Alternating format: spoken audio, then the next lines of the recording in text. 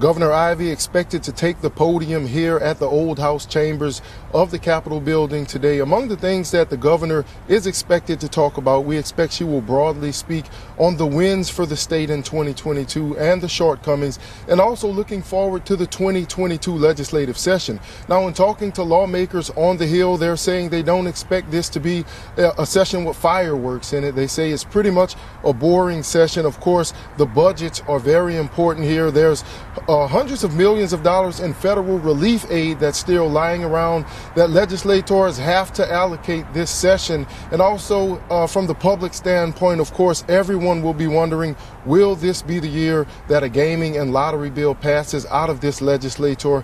Well, earlier today we spoke with political analyst Steve Flowers to get a preview of what we may hear from the governor tonight.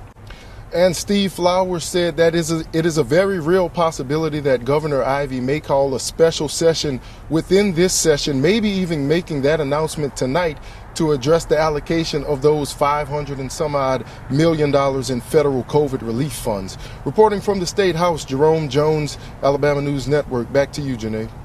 Yeah, Janae, legislators have came and gone. They gavelled into this special session on reapportionment at about 4 o'clock today. Really quick day. They just accepted the rules and they gavelled out. Of course, they are here to redraw congressional, legislative, and district lines. And we're not expecting anything out of the ordinary or fireworks here tonight, but there are some changes that will significantly affect Montgomery County. Another takeaway from these proposed redistricting lines that we're watching is in the House of Representatives. Now, the proposed representative lines right now would phase out Republican Representative Charlotte Meadows in Montgomery County. Now, the reason why is because when those lines were drawn 10 years ago, Meadows' district was a majority Republican district.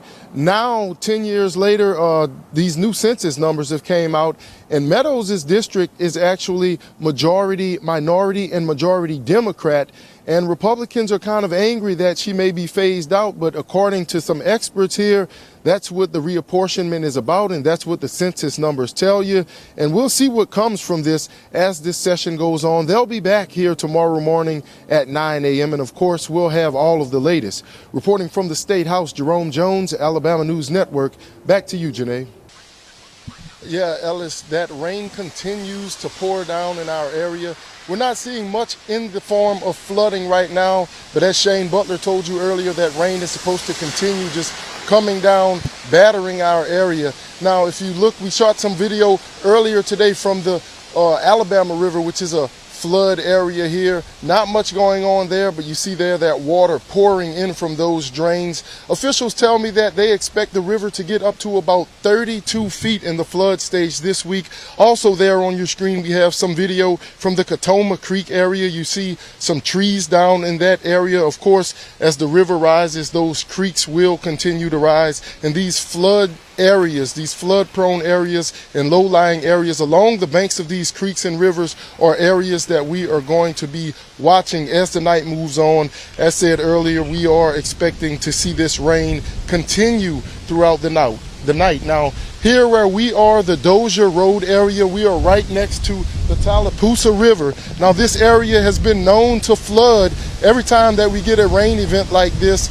Sometimes they close this road, but right now, these river levels still really low right now. But officials tell me in the upcoming days, into Wednesday night, into Thursday and Friday, that's when they will be looking at these rivers, checking for flood stages and possibly shutting down some of those low-lying areas. And of course, one thing that our viewers need to be vigilant of tonight, please don't get on the road if you don't have to. But if you do get on the road, call your local EMAs to report any flooding, and do not try to attempt to drive across any road that has moving water going across it. It's very easy for those waters to sweep a vehicle or person away. But for right now, Jerome Jones, we're at the Tallapoosa River, Dozier Road area. We'll be monitoring these flood conditions all night. Yeah, Ellis, a disturbing situation here as the details of this case unfold. Now, initially, late last night when those charges first came out, the father of the child was charged with manslaughter.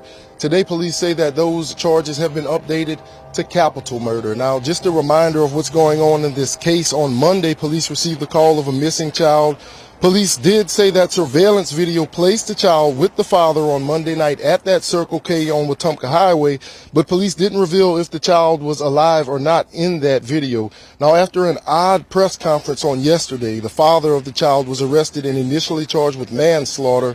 And today at that press conference, police say those charges have now been upgraded to capital murder. Now, Ellis, I just want to read you guys a little bit of the affidavit. This was yesterday on the manslaughter charges. Police say that the incident happened on May 10th between 3:45 and 5:30 p.m. on Hunter Loop Road in Montgomery.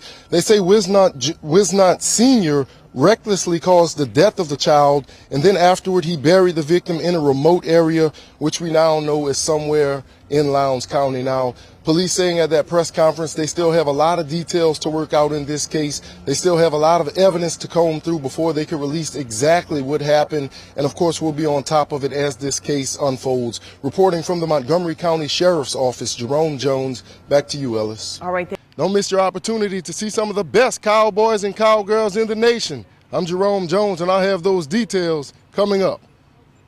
When Pastor Thomas E. Jordan became pastor, the Lily Baptist Church had 93 members. 50 years later, the congregation has grown to more than 1,200 active members. When you were ordained to this ministry, did you ever think that you would be at the same congregation for 50 years? Starting tomorrow, more restrictions being lifted and additional businesses and institutions opening despite a growing number of coronavirus cases in Alabama. Now, Governor Ivey on today saying that there has to be some type of balance between economic health and keeping people safe.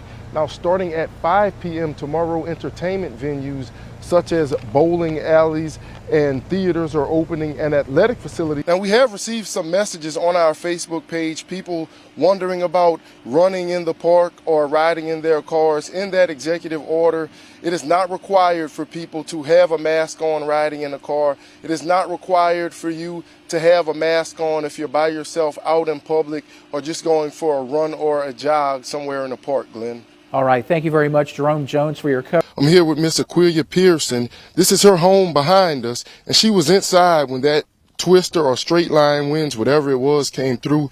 Miss Pearson, tell me about what happened while you were in that house last night. When we was in this house, I didn't lay down until 9 o'clock. I listened to the news for a good while.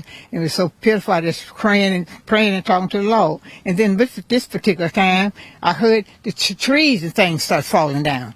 And then it wasn't long. I was praying, sitting there talking to the Lord, and never to go to sleep. And then it started, house coming down. It falling down off from me, on me then. I got up and I was just praying, talking to the Lord. I tried to go to the front door and I couldn't get out. I came out the back door. I came out. And it's just trees are everywhere. But when you do all you can, while you can and when you can, the Lord will continue to bless you. I'm pretty full. Yes, ma'am. Now, Miss Pearson, tell me who came to your aid? What happened after the wind and the weather had passed through in the house?